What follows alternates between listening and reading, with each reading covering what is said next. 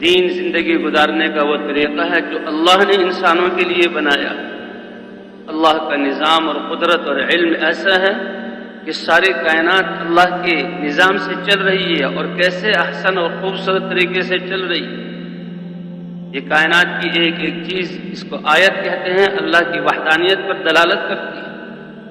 تو جیسے اللہ نے سارے کائنات کے لیے نظام بنایا ہے، تو انسان جو سب سے قیمتی ہے، جس کے لیے زمین اور آسمان بنائے گئے، ساری مخلوقات کو دنیا کی اللہ نے مسخر کیا، اس کی خدمت میں لگایا، تو اللہ نے انسان کے لیے بھی ایک نظام بنایا۔ افحسبتم انما خلقناکم عبثا وانکم الینا لا ترجعون، زمین تمہارے لیے پیدا کی، آسمانوں کو تمہارے لیے روکا ہے، اللہ کے امر سے ہوائیں چل رہی ہیں، اور کتنے نظام چل رہے ہیں، اور کیسے اللہ نے ان کو جکڑا ہوا ہے اپنے امر سے، وہ نافرمانی نہیں کر سکتے۔ اور جس کے لیے بنایا ہے، کیا ان کو بیکار پیدا کیا، ان کو ان کی مرضی پر چھوڑ دیا؟ ان کے لیے اللہ نے طریقہ زندگی نہ بنایا، ہرگز نہیں۔ اللہ نے یعنی انسانوں کے لیے ایک پیارا مبارک طریقہ زندگی بنایا، جس کا نام دین رکھا ہے۔ آسمانوں کو تو حکم ہے رکے رہو، سورج کو حکم ہے اپنے مدار پر چلتے رہو، اور انسان کے لیے ہر سانس، ہر حال، ہر موقع پر اللہ نے اپنے احکام دیے۔ انسان کی زندگی کی کتنے شعبے ہیں؟ عقیدہ اور یقین کا شعبہ ہے، اور اس کی عبادات کا شعبہ ہے، معاملات ہیں، اور اس کی معاشرت ہے، اس کی وزارت اور بادشاہت ہے، اور اس کی غمیاں اور خوشیاں ہیں، دن رات ہیں۔ ہر شعبے میں، ہر حال میں یہ انسان اللہ کے مبارک حکم کے اندر جڑا ہوا ہو، اور نبی کی سنت پر عمل کر رہا ہو۔ الیوم اکملت لکم دینکم، اللہ نے کامل دین عطا فرمایا جو انسان کی زندگی کے سارے شعبوں کو گھیرے ہوئے۔ تو اللہ نے انسان کو بیکار پیدا نہیں کیا، کیونکہ زمین اور آسمان تو انسانوں کی خدمت کے لیے پیدا ہوئے، اور انسانوں کو اللہ نے ہمیشہ کے لیے پیدا کیا۔ قیامت آئے گی، اس زمین کو ختم کر دیں گے، سورج اور چاند کی بساط کو لپیٹ دیا جائے گا، سمندر اڑ جائیں گے، پہاڑوں کو روئی کے گالوں کی طرح بکھیر دیا جائے گا، ستارے ماند پڑ جائیں گے، آسمان ٹوٹ جائیں گے، لیکن اس انسان کو دوبارہ زندہ کیا جائے گا۔ اب دنیا میں انسانوں کی ترتیب آدم علیہ السلام سے لے کر آج تک اور قیامت تک کتنے سالوں، ہزاروں سالوں پر محیط ہے، اس کا علم اللہ کو ہے۔ آدم علیہ السلام آئے، ان کی نسلیں آئیں، نسلوں سے چلتے ہوئے ہم تک بات پہنچی، پھر قیامت تک ہماری نسلیں آئیں گی۔ لیکن قیامت کا دن جو یقینی دن ہے، اور وہ حساب کا دن ہے، اللہ زمین کو پیدا فرمائیں گے، اللہ انسانوں کے جسموں کے اعضاء کو جمع کریں گے، ان کے جسم کو مکمل کریں گے، آسمان سے بارش ہوگی، زمینوں سے یہ انسان اگیں گے، ان میں ان کی روحیں ڈالی جائیں گی، فرشتے گھیر لیں گے، اللہ کا دربار ہوگا، جنت اپنی زیب و زینت کے ساتھ لائی جائے گی، اور جہنم کو لایا جائے گا، تکاد تمیز من الغیظ، غصے کی وجہ سے ایسے جیسے پھٹ جائے، اس کی آگ پھیل جائے، نافرمانوں کو وہ جکڑ لے، ترازو کو قائم کیا جائے گا۔ تو آدم علیہ السلام سے لے کر آخری آنے والا انسان اور یہ فرشتے اور قیامت کا یہ منظر، اللہ کیسے قدرت والے ہیں۔ وما امر الساعۃ الا کلمح البصر او هو اقرب، کہ یہ سارا نظام ہم بنا دیں گے اتنی دیر میں، جیسے تم آنکھ جھپکتے ہو، آنکھ بند کر کے کھولتے ہو، اللہ سارے نظام کو قائم کر دیں گے، اور پھر انسان ہمیشہ ہمیشہ رہے گا۔ انسان جنت سے آیا ہے، اس لیے دنیا میں یہ خوبصورت مقامات، خوبصورت چیزیں اور اپنی خواہشات کو پورا کرنا چاہتا ہے، دنیا کو جنت بنانا چاہتا ہے۔ اللہ فرماتے ہیں نہیں، دنیا میں تو تمہیں میں نے اپنی عبادت کے لیے ایک عزت کا دین دے کر تمہیں عبادت کے لیے پیدا کیا، تمہارے لیے جنت وہ ہے جو میں اپنی قدرت سے بناؤں گا، اپنے ہاتھ سے بناؤں گا، وہ آخرت میں ہے۔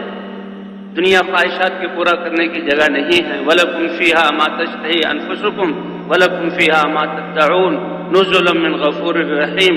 دنیا میں تو خواہشات کی زندگی تمہیں آپس میں لڑائے گی، اور تمہاری زندگیوں کو اجیرن کر دے گی، تم ایک دوسرے کے دشمن بن جاؤ گے، خون کے پیاسے ہوگے، تم پریشان رہو گے۔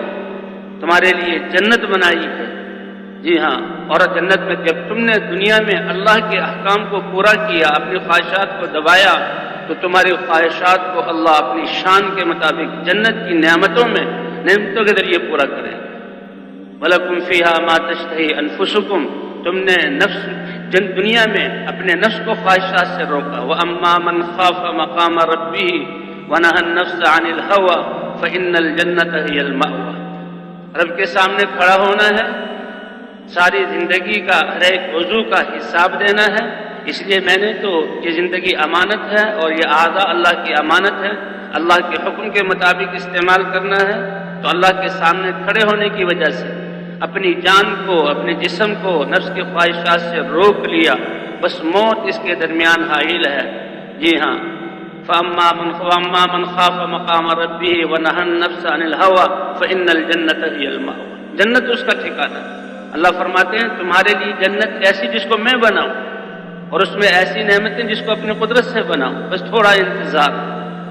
اس لیے اللہ نے یہ دین مبارک دین مرحمت فرمایا، دین زندگی گزارنے کا وہ طریقہ جو اللہ نے پسند کیا، اور جس میں انسان کی زندگی کے سارے شعبوں میں اللہ کے احکام، یہ اللہ کی عبادت کے سب سے بڑا منصب، سب سے بڑا درجہ اور عزت کا مقام ہے. وَمَا خَلَقْتُ الْجِنَّ وَالْإِنسَ إِلَّا لِيَعْبُدُونَ مَا أُرِيدُ مِنْهُم مِّن رِّزْقٍ وَمَا أُرِيدُ أَن يُطْعِمُونِ. سارے انسانوں کو اپنی عبادت کے لیے پیدا کیا، ان سے میں روزی کموانا نہیں چاہتا، اور نہ یہ کہ یہ اللہ کو کھانا دیں. رزق دینے والے ذات تو اللہ کی ہے، اللہ رب ہے، پالنے والے. ان الذين قالوا ربنا اللہ، وہ لوگ جنہوں نے یہ کہا کہ ہمارا رب اللہ ہے. قرآن کی ابتدا الحمدللہ رب العالمین. 900 مرتبہ اس لفظ کو قرآن میں لایا گیا ہے، 900 مرتبہ. اور نماز میں ہر رکعت میں الحمدللہ رب العالمین، رکوع میں سبحان ربی العظیم، سجدے میں سبحان ربی الاعلی، تحیات میں رب اجعلنی مقیم الصلاۃ. کتنی دفعہ رب کو دہرایا گیا. قرآن کا آخر قل اعوذ برب الفلق قل اعوذ برب الناس. یہ اللہ کے رب ہونے کا یقین یہ سب سے بڑی بات ہے. اور قبر میں سب سے پہلا سوال مر ربک، بتاؤ تمہارا رب کون ہے. ان الذین قالوا ربنا اللہ ثم استقاموا، جنہوں نے یہ کہا کہ ہمارا رب اللہ ہے اور اس پر جمے رہے ہر حال میں، ہر موقع پر، ہر مقام میں، ہر سانس پر کہ ہمارا رب تو اللہ ہے، پالنے والا وہ ہے، ہم نے تو اس کے حکم کو ماننا ہے. تو وہ آدمی کہے گا ربی اللہ، میرے رب تو اللہ ہے. وما دینک، زندگی گزارنے کا طریقہ کیا تھا؟ دینی الاسلام، میرے زندگی گزارنے کا طریقہ اسلام، جس کو اللہ نے میرے لیے پسند کیا. ہوش سنبھالنے سے لے کر موت تک میں تو اللہ کے احکام پر چلتا رہا. جو کچھ سنا گیا اللہ اس پر عمل کرنے والا اور آگے لوگوں تک پہنچانے والا بنائے. مزید اصلاحی بیانات کے لیے ہمارا یوٹیوب چینل ایمان و یقین کو سبسکرائب کریں. جزاک اللہ.